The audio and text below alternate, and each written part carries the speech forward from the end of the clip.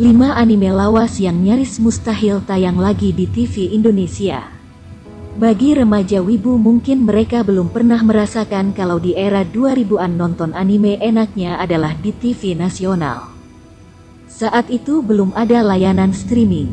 Kalau sekarang anime sudah banyak sekali di Netflix dan tinggal langganan dan nonton judul anime yang paling disuka tanpa gangguan iklan.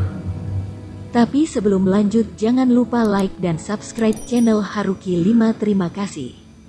Seperti yang diketahui kalau penayangan anime di Indonesia mengalami kemunduran sejak aturan KPI semakin aneh.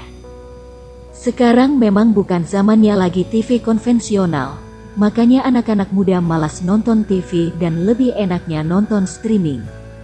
Tapi nonton anime dengan dubbing Indonesia di TV nasional punya sensasi tersendiri dan bisa ditonton bersama-sama dengan pecinta anime yang lain. Kalau dulu ada beberapa anime yang tayang di Indonesia dan didubbing ke bahasa Indonesia, kalau sekarang semakin jarang. Memang ada beberapa anime lawas yang ditayangkan kembali seperti Detektif Conan dan Ninja Hattori. Akan tetapi ada juga anime lawas yang rasanya mustahil bisa ditayangkan kembali di layar kaca Indonesia. 1. Bleach anime tentang Shinigami yang membasmi arwah jahat ini pernah ditayangkan di Indosiar sekitar tahun 2009 dan cukup digemari oleh para pecinta anime saat itu. Anime ini ditegur oleh KPI gara-gara penuh dengan kekerasan dan Indosiar menghentikan penayangannya. Bleach tamat pada 2019 di Jepang dan rencananya akan dibuatkan lanjutannya. Namun untuk bisa ditayangkan di Indonesia kembali rasanya sulit, selain karena sudah masuk daftar hitam KPI, peminat anime Bleach di Indonesia sudah tidak sebesar dulu. 2. Crayon Shinchan.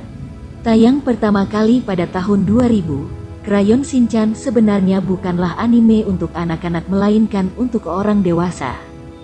Karena humor dalam anime ini cenderung absurd dengan tingkah laku Shinchan yang cabul dan menyukai wanita dewasa. KPI sempat menyemprot anime ini karena dikhawatirkan anak-anak akan meniru tingkah Shinchan yang nakalnya tidak masuk akal untuk ukuran anak TK. Crayon Shinchan juga pernah ditayangkan di Trans 7 kemudian kembali ke RCTI dan akhirnya hilang. 3. One Piece ditayangkan di RCTI pada tahun 2003 sampai 2007 dan pindah ke Global TV. Ratingnya cukup lumayan namun tiba-tiba dihentikan karena KPI menilai anime ini selain syarat akan kekerasan juga karena karakternya terbuka dan terlalu seksi seperti Nami yang dikhawatirkan anak laki-laki yang nonton film ini punya pikiran cabul. Sampai sekarang One Piece masih lanjut ceritanya tapi sulit untuk tayang kembali di TV nasional kecuali KPI dibubarkan dan direformasi. 4. Fairy Tail sempat tayang di Indosiar pada akhir 2000-an. Fairy Tail menjadi salah satu anime adaptasi manga Shonen Jump yang cukup digemari di Indonesia. Namun, anime ini dihentikan penayangannya sebelum tamat. Alasannya karena sama seperti One Piece. Kalaupun ditayangkan lagi rasanya kini peminatnya sudah tidak sebesar dulu lagi. 5. Death Note salah satu anime terbaik sepanjang masa dan pernah ditayangkan di Global TV. Anime ini memicu kontroversi di berbagai negara karena mempengaruhi psikologi penontonnya dengan berharap orang yang dibencinya mati. Selain karena dampak bagi penonton, Death Note juga dicap penuh dengan adegan kekerasan yang tak baik untuk anak-anak. Anime ini pernah ditegur oleh KPI.